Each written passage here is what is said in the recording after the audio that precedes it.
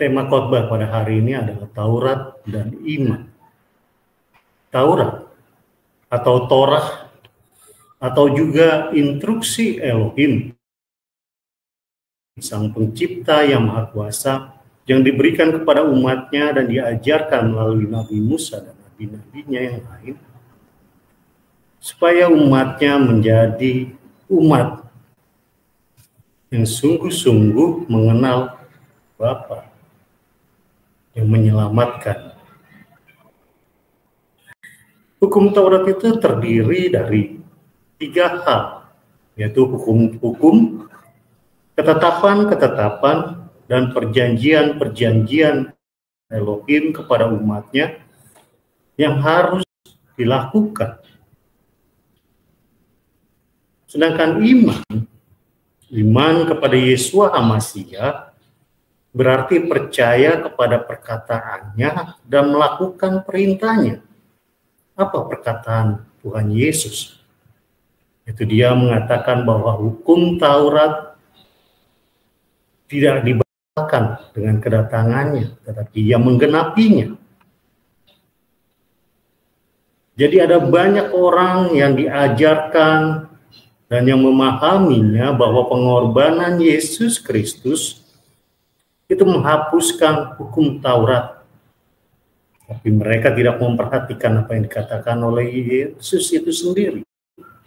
Bahwa dia datang bukan untuk menghapuskan hukum Taurat dan kitab para nabi. Dan lihatlah sekarang bagaimana penggenapan akan nubuat Nabi Yesaya terpampang dalam kehidupan kita saat ini menjelang akhir zaman. Kita baca dari Yesaya 24 ayat 5 sampai 6. Yesaya pasal 24 ayat 5 dan 6.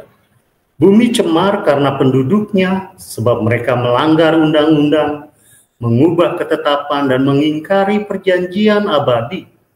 Sebab itu sumpah serapah akan memakan bumi, dan penduduknya akan mendapat hukuman. Sebab itu penduduk bumi akan hangus lenyap, dan manusia akan tinggal sedikit. Ditekankan di sini ada 3 hal, bahwa umat manusia yang pertama adalah melanggar hukum Elohim. Contohnya, seperti hukum yang disampaikan oleh Tuhan Yesus yang seringkali orang menyalahartikan, yaitu hukum kasih. Kasihilah Tuhan Elohimmu dengan segenap hatimu dan dengan segenap kekuatanmu. Dan juga hukum mengasihi manusia. Banyak orang menganggapnya itu adalah menghapus atau menggantikan hukum Taurat. Padahal sesungguhnya Tuhan Yesus sedang mengutip bagian dari hukum Taurat. Kita perhatikan. Taurat yang ke-7, mengasihi Elohim. Coba tolong ditayangkan Taurat. Perintah ke-7 dari hukum Taurat, mengasihi Allah. Kasihilah Tuhan Allahmu dengan segenap hatimu dan dengan segenap jiwamu dan dengan segenap kekuatanmu. Perhatikan ini baik-baik. Apa bukti mengasihi Elohim? Contohnya, kita bisa lihat, contoh untuk mengasihi Elohim ada di Torah yang perintah ke-10. Perintah ke-10, meneladani kebaikan Allah, Elohim, dan jalannya yang benar. Tuhan akan menetapkan engkau sebagai umatnya yang kudus, seperti yang dijanjikannya dengan sumpah kepadamu. Jika engkau berpegang pada perintah Tuhan Elohimmu, dan hidup menurut jalan yang ditunjukkannya. Perintah Elohim, salah satunya adalah memberikan persembahan. Tapi apa yang kita lihat saat ini? Persembahan yang harusnya diberikan kepada Elohim itu adalah persembahan yang tidak bercela. Tetapi banyak umat Tuhan yang memberikan persembahan justru dari hasil korupsi. Bahkan mereka bermegah di hadapan Tuhan dengan persembahan yang besar, padahal hasilnya dari hasil korupsi.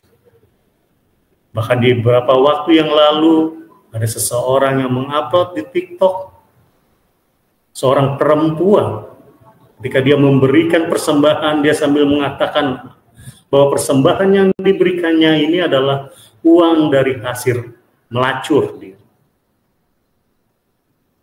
Coba bayangkan, apakah itu yang namanya mengasihi Elohim? Itu adalah penghinaan buat Elohim.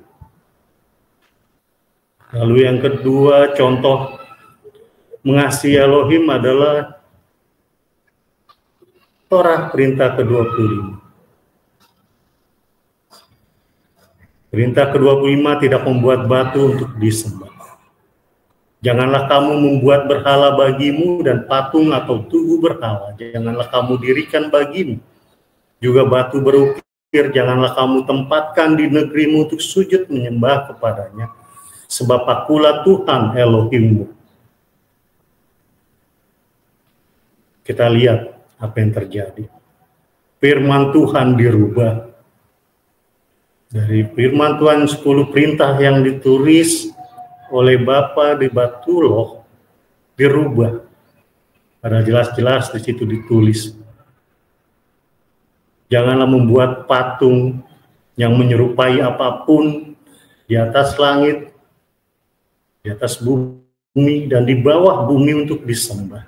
Tetapi diganti dengan hanya tulisan, janganlah menyembah berhala. Sehingga itu menghapus suatu identitas dari pengajaran yang sesat.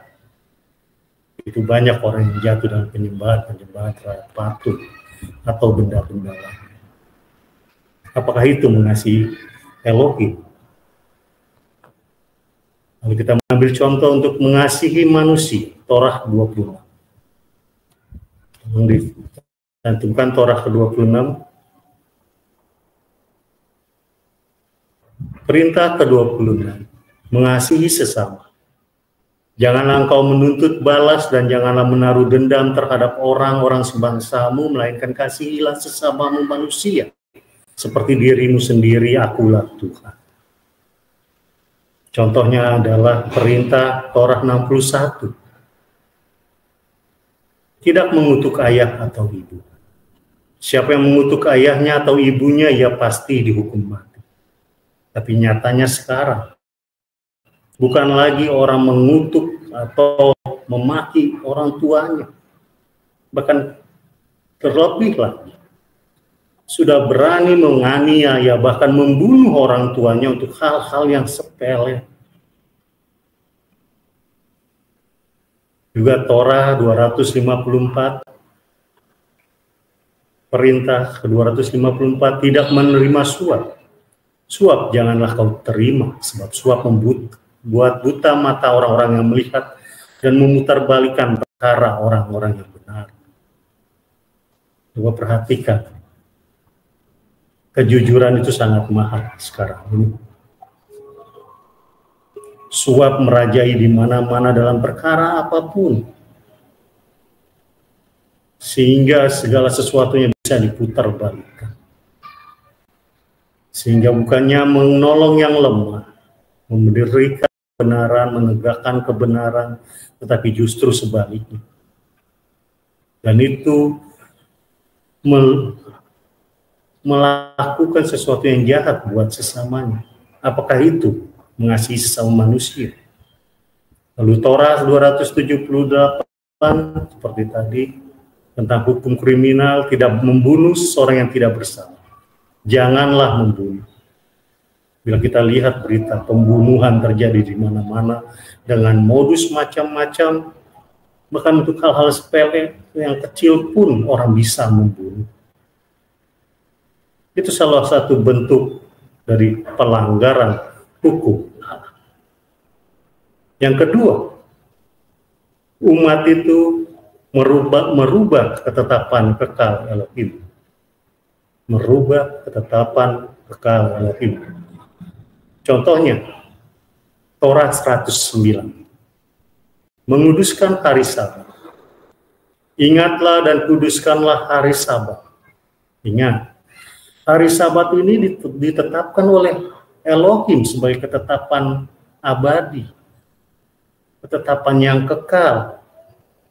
Tetapi apa yang nyata hari ini? Orang banyak tidak mengenal hari Sabat. Sedangkan hari Sabat itu dimulai dari Jumat petang hingga Sabtu petang. Dan itu waktu yang ditetapkan Elohim untuk beribadah kepadanya.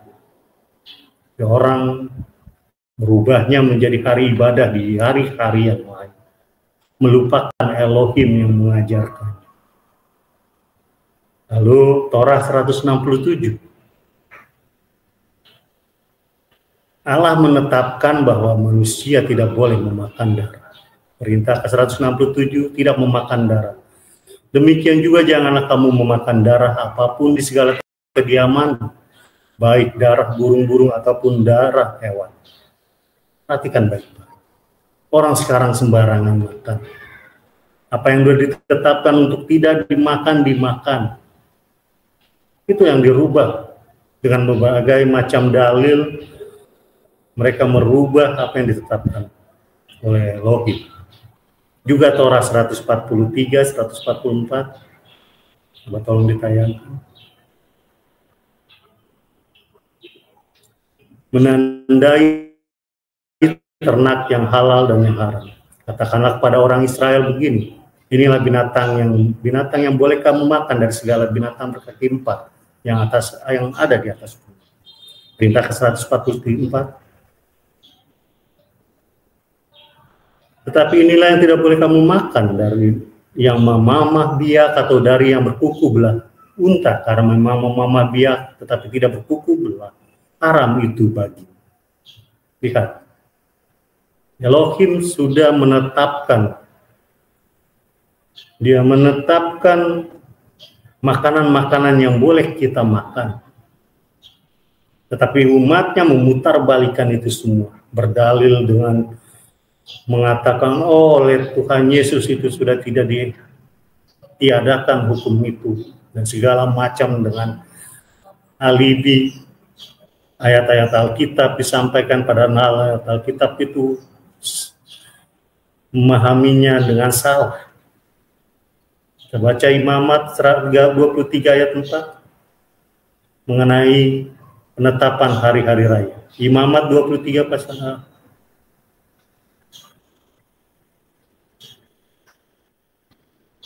6 hari lamanya boleh dilakukan pekerjaan, dan pada hari yang ke-7 haruslah ada hari Sabat, hari perhentian penuh, yakni hari pertemuan kudus. Janganlah kamu melakukan suatu pekerjaan, itulah Sabat bagi Tuhan di segala tempat kediaman. Ada banyak aturan mengenai hari Sabat, dan kita melanggarnya. Itu yang dinubuatkan oleh Yesaya. Lalu juga ketiga, kita mengingkari perjanjian kekal. Contohnya Torah 17 mengenai sunat. Perintah ke-17 menyunat anak laki-laki. Anak yang berumur 8 hari haruslah disunat, yakni setiap laki-laki di antara kamu turun-temurun, baik yang lahir di rumahmu maupun yang dibeli dengan uang dari salah seorang asing, tetapi tidak termasuk keturunanmu.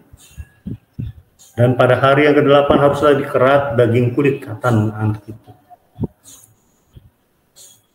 Itu adalah perintah dari Bapa di surga. Dan sunat itu adalah perjanjian kekal. Kejadian 17 ayat 7 sampai 11. Kejadian 17 ayat 7 sampai 11. Aku akan mengadakan perjanjian antara aku dan engkau serta keturunanmu turun-temurun, menjadi perjanjian kekal. Ingat itu dikatakan perjanjian kekal. Supaya aku menjadi Elohimmu dan Elohim keturunanmu. Kepadamu dan kepada keturunanmu akan kuberikan negeri ini yang didiami sebagai orang asing, yakni seluruh tanah Kanaan, dan diberikan kepada milikmu untuk selama-lamanya. Dan aku akan menjadi Elohim mereka.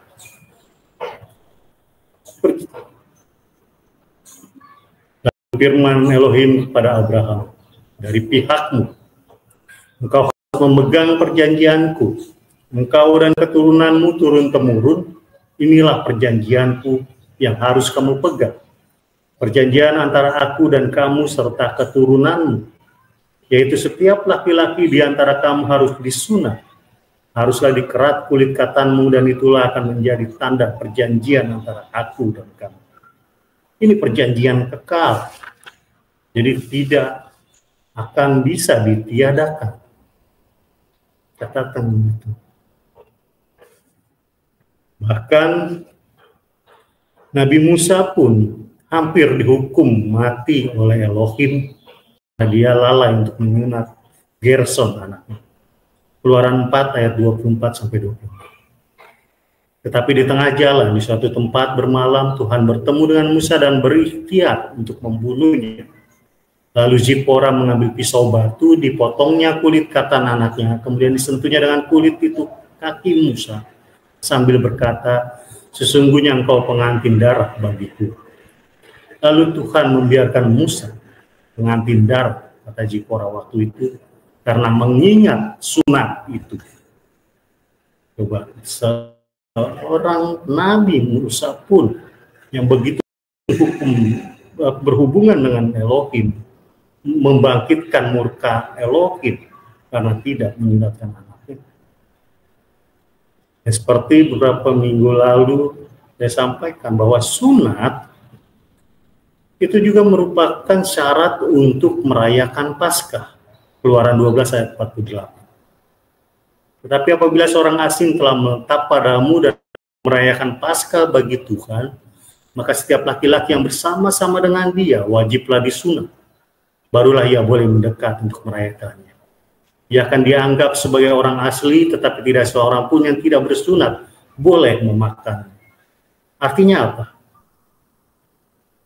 Artinya kita kalau tidak bersunat, kita tidak melakukan perjanjian dengan Elohim, sehingga kita tidak berhak untuk menagih janji Elohim.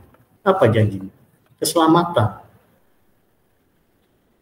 Merayakan Paskah adalah merayakan keselamatan yang dijanjikan oleh Elohim. Jadi kita tidak bisa merayakannya, menerima janji Elohim akan keselamatan itu bila kita tidak disunat. Itu sebabnya Yosua melakukan sunat untuk orang Israel setelah memasuki tanah perjanjian. Setelah menyeberangi sungai Yordan, Yosua dan Kaleb melakukan sunat untuk orang Israel. Karena bangsa Israel yang keluar dari Mesir, hanya tinggal mereka berdua saja yang tersisa. Yang selebihnya adalah orang-orang yang lahir di dalam perjalanan di tengah gurun sepanjang 40 tahun itu. Sehingga mereka ada yang berumur mungkin 1 tahun, 8 tahun, atau mungkin 35 tahun, mereka belum disunat. Makanya untuk mengikat kembali perjanjian itu, perjanjian dengan Elohim, karena itu ada perjanjian kekal, Yosua melakukan sunat bagi orang Israel. Yosua 5 ayat 2-5. Pada waktu itu berfirmanlah Tuhan kepada Yosua, buatlah pisau dari batu dan sunatlah lagi orang Israel itu untuk kedua kalinya. Lalu Yosua membuat pisau dari batu dan disunatnyalah orang Israel itu di bukit kulit katan. Itulah sebabnya Yosua menyunat mereka, semua orang yang keluar dari Mesir, yakni laki-laki, semua prajurit telah mati di padang gurun di tengah jalan. Jadi yang disunat ini adalah mereka. Setelah mereka keluar dari Mesir, sebab semua orang yang keluar dari Mesir itu telah bersunat. Tetapi semua orang yang lahir di padang gurun dalam perjalanan sejak keluar dari Mesir belum disunat. Coba lihat bagaimana kita bisa lihat bahwa itulah perjanjian kekal. Tapi sekarang ini coba, apa yang diajarkan? Apa yang diajarkan kepada umat Tuhan? Mereka melupakan akan sunat itu. Mereka mengingkari janji yang dibuat, yaitu perjanjian kekal antara Elohim dan umatnya. Dalam kejadian yang tadi kita baca, kejadian 17 sudah sangat jelas. Supaya aku menjadi Elohimmu dan engkau menjadi umatku. Jadi kalau kita tidak menyunatkan diri, artinya kita tidak mengikat perjanjian dengan Elohim. Jadi kita tidak berhak mendapatkan janji keselamatan. Saudaraku yang terkasih, hukum Taurat dan iman kepada Yeshua HaMashiach itu harus menjadi satu kesatuan yang utuh, harus dilakukan dengan sekuat kemampuan kita, segenap hati kita. Itulah sebabnya hakikat Bapa dan Anak adalah satu kesatuan. Bukan seperti yang diajarkan banyak orang, 3 jadi 1, 1 jadi 3, atau 2 jadi 1, 1 jadi 2. Tidak. Pribadi Bapa dan pribadi Anak itu berbeda. Tetapi mereka satu hakikat. Bapa memberikan perintah, yaitu perintah Taurat.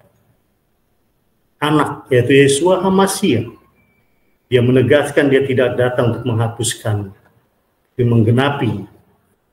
Dan dalam prakteknya Tuhan Yesus pun mengajarkan hukum Taurat. Buktinya adalah Tuhan Yesus disebut juga Rabi. Pada saat itu Rabi artinya adalah guru hukum Taurat. Jadi artinya Tuhan Yesus Kristus mengajarkan hukum Taurat.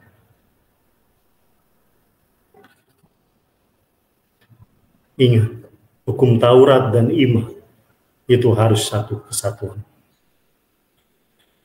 Bila kita menolak hukum Taurat tapi hanya beriman, itu artinya kita memberontak kepada Elohim yang memberikan perintah.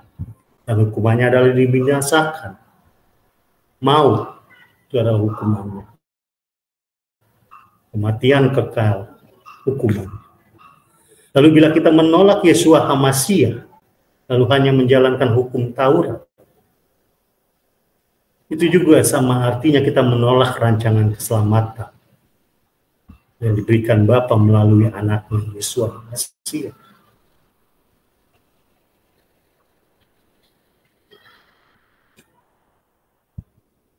Jadi adalah suatu keharusan untuk melakukan hukum Taurat dan beriman kepada Yeshua HaMashiach. Dan mempelajari Alkitab, kita harus punya satu patokan yang benar.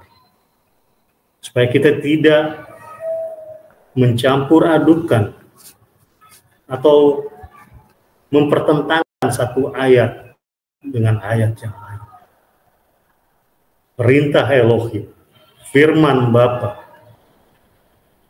perkataan Bapa tidak bisa dipatahkan oleh firman yang keluar dari Anak, dari Yeshua HaMashiach, ataupun yang dipatahkan oleh pengajaran rasulnya, yaitu Rasul Paulus. Tidak seperti yang saat ini.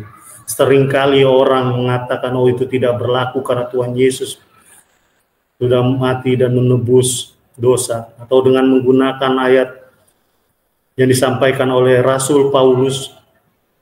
Ingat, Rasul Paulus itu mengajarkan kepada dua bangsa Israel, yaitu bangsa orang-orang Yahudi dan juga non-Yahudi.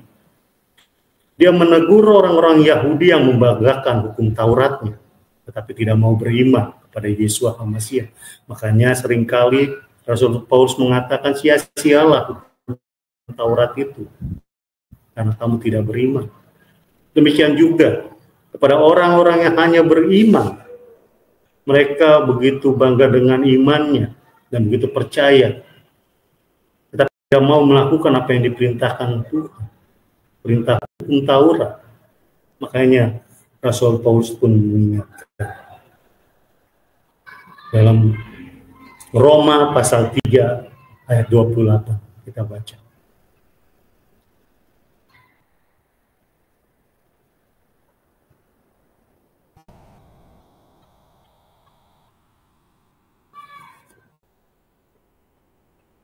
Roma 3 ayat 1 sampai 2. Jika demikian, apakah kelebihan orang Yahudi dan apa gunanya sunat? banyak sekali. Dan di dalam segala hal pertama-tama sebab pada mereka lah dipercayakan firman Elohim. Ini salah satu yang disampaikan oleh Rasul Paulus mengenai sunat, juga mengenai orang Yahudi. Kita tidak mengkultuskan orang Yahudi, tetapi kita menerima keselamatan, kabar sukacita, firman Tuhan itu dari orang Yahudi, karena mereka lah yang menerima firman Tuhan. Bahkan dalam Alkitab dikatakan keselamatan datang dari bangsa, dari orang Yahudi, yaitu Yesua Al-Masih. Lalu mengenai hukum Taurat dan iman, Rasul Paulus mengingatkan kita pada Roma 3 ayat 28. Karena kami yakin bahwa manusia dibenarkan karena iman dan bukan karena ia melakukan hukum Taurat. Perhatikan baik-baik. Dibenarkan karena iman, bukan karena melakukan hukum Taurat. Tetapi jangan dipotong hanya sebatas itu firman-Nya. Kita baca secara keutuhan. Pada Roma 3 ayat 31, jika demikian adakah kami membatalkan hukum Taurat karena iman? Sama sekali tidak. Sebaliknya kami meneguhkannya. Perhatikan itu baik-baik, dan itu rangkai menjadi satu kalimat. Jangan dipotong setengah-setengah hanya untuk menyenangkan atau membenarkan diri sendiri. Karena itu adalah menjadi kesatuan yang utuh. Yang artinya, bila melakukan hukum Taurat saja tanpa iman, itu tidak akan berguna. Lalu bila beriman tanpa melakukan hukum Taurat, itu pun sama, tidak berguna. Karena iman tanpa perbuatan itu mati. Apa perbuatan itu? Yang melakukan hukum Tuhan. Itu intinya dari semuanya. Makanya Tuhan Yesus pun berkata, banyak terpanggil, sedikit terpilih. Coba perhatikan baik-baik. Banyak terpanggil, tapi sedikit terpilih. Mengapa? Karena saat ini miliaran umat Tuhan mengaku dia beriman kepada Yesus Al-Masih dan percaya mereka mendapat keselamatan. Tapi mereka lalai, tidak melakukan hukum yang diperintahkan Elohim. Memang hukum itu berat, rumit, tapi itulah standar Elohim, standar yang tinggi. Makanya Tuhan Yesus sendiri berkata, berjuanglah untuk masuk ke pintu yang kecil dan sempit itu untuk mendapatkan mahkota kehidupan, mendapatkan keselamatan, untuk masuk ke dalam kerajaan 1000 tahun.